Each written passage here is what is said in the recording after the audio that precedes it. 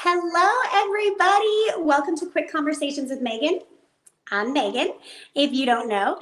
And tonight, I'm the guest. So I was talking with a friend about the show, and she kind of said, "Isn't the whole point to get your opinion on things? And now you're bringing in other people." Um, so I'm going to be brave, and I'm going to share my opinion on things. Welcome to 2022. I don't necessarily want to say Happy New Year because for some people this is not a happy time. So just welcome to what is. And speaking of the new year, I wanted to touch on New Year's resolutions. So if you don't know, I owned a yoga studio and I used to spend a lot of time in the new year and throughout the year on programming to help people keep aligned with their goals, right? To figure out their goals and then keep them aligned. I don't know why this falls in the yoga world. I'm not a therapist, I'm not a counselor, I'm not a life coach, but for some reason it did. And so here we are in a new year, and I have actively chosen a no year's resolution.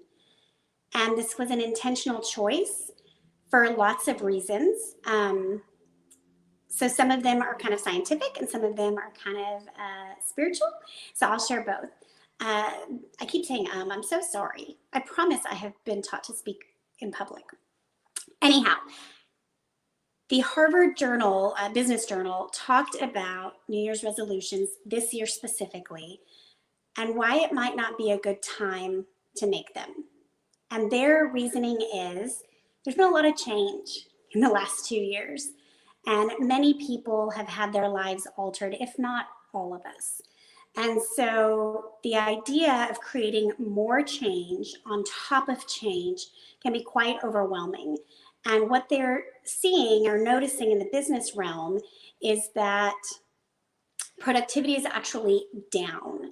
People are burned out with change. They're tired of being adaptive. What was the word? Pivot. People are tired of pivoting. And so the Harvard Business Journal put out an article about if you're type A, just absolutely must have a resolution or a goal, to make it a very small one, to make it one that does not disrupt your daily life too much. So instead of saying, I'm going to go to the gym 5 days a week, you say, I'm going to work out 50 minutes this week. And so if you go to the gym one day and you do all 50 minutes, or if you go 10 minutes a day, that goal is met, and it's an adaptable, ever-changing goal for where you're at currently. The other side of the coin is a little more spiritual, and it's really about our collective consciousness. And what that means is we are all energy. Right? We're matter. Our bodies are physical matter, but our spirit is energy. And we are picking up on the vibes of everything around us. So for a hot minute, there was like that hashtag, like find your tribe by your vibe, or, your vibe determines your tribe, all of that kind of stuff. Well, there's some truth behind that. And so as the country, the world at large is in a time of such great upheaval, there's political change, there's obviously the pandemic, there's an awakening of sorts to people questioning what it means to be in power and what power looks like. So we are energetically feeling the ripples of this. Even if you don't agree or believe in even a subconscious, it's happening energetically, right? You can walk into a meeting and know immediately, oh, I don't want to be here. Or, this feels like a merger. Or, sometimes you just know things. And to me, that's the energy. And so what's happening is, even if you haven't had a lot of change in the past 2 years, everything around you is different. And so that change is impacting you. It's imprinting on your cellular data.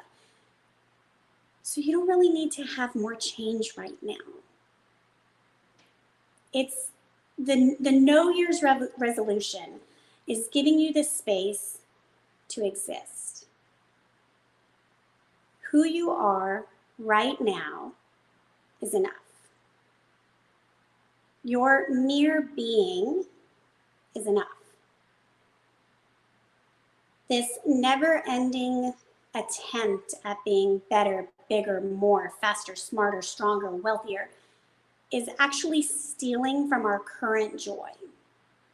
So my hope for us in 2022 is coming into a feeling of settling, of knowing ourselves enough that as the energies around us are moving and swaying, we become a constant vibration of our own.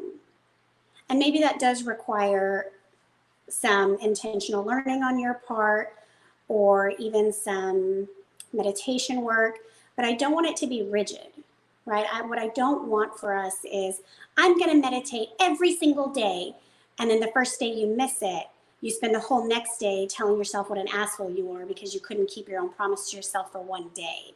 And then there's a spiral effect there. So coming from a place of what's possible, oh, I'm even trying not to say that anymore. It's the law of potentiality, okay? So coming into a space of I have the potential to meditate every day. That doesn't mean I can, will, or should. And that leads me down another rabbit hole. I was looking at doing a 10-day silent meditation retreat. And it just felt to me like that was the next step in my personal journey. And some known, unknown colleagues questioned why I felt like I needed to leave my life to get tools to be in my life. And that is really something I'm ruminating with, because I do think sometimes we have to leave a situation to really understand how to better be in it. But maybe a 10-day silent retreat with no technology and no outside world is not the best choice. I don't know. And I'm not saying you need to do that, right? I'm saying the opposite of that. Maybe I should take my own advice. But in all seriousness, coming into 2022 with a little bit of grace for ourselves and for others. Grace to want to do better and understand that we might not always. Grace to define better in a whole new way. It's not about being skinnier or lighter. Maybe it's about being brighter, right? Shining our light greater as opposed to weighing less pounds. Of course, be healthy and take care of yourself. But I feel like so many times our resolutions are focused solely on what we find is wrong with ourselves or what is lacking.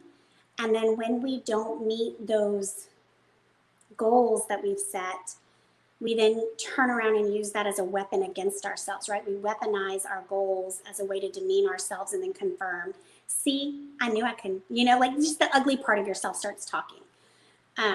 And maybe you don't have that part. And if not, oh my God, help, how do you not?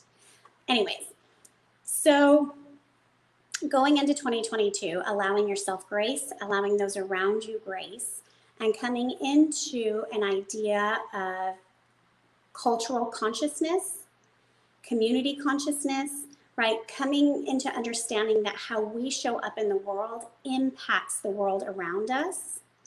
And then also becoming very aware that what's happening around us impacts us. So how can you manage what's happening, right? I no longer listen to the news. I read it in print.